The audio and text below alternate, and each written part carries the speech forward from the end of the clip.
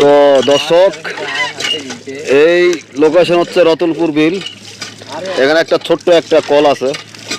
তো এই ছেলেরা মান্যত করেছে, এই কলে নাকি 1 গ্লাস পানি যদি খাইতে পারে তার গার্লফ্রেন্ড জীবনে চলে যাবে না।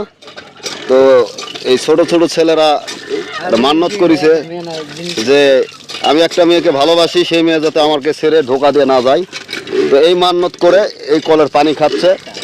তো যে সমস্ত ভাই ব্রাদারের গার্লফ্রেন্ড চলে যায়, বউ চলে যায়, তারা এই রতনপুর বিলের মাঠে আসবেন।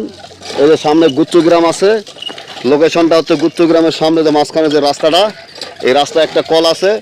এই কলের পানি খেলে নাকি মনের আশা পূরণ হয়। তো যাদের মনের আশা পূরণ করতে চান, যাদের বউ চলে যায়, গার্লফ্রেন্ড চলে যায়, তারা অবশ্যই এখানে এসে পানি খাবেন। বউ চলে যাবে না, গার্লফ্রেন্ড চলে যাবে না। ধন্যবাদ। তো আমি একটু মান্যত করেছি যে আমার গার্লফ্রেন্ড চলে গেছে, বুড়া কাকার সাথে বিয়ে হয়েছে। ধরো তো,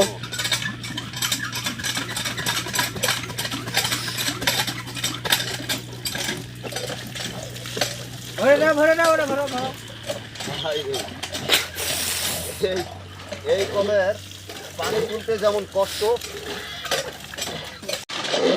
বিসমিল্লাহির রহমানির রহিম।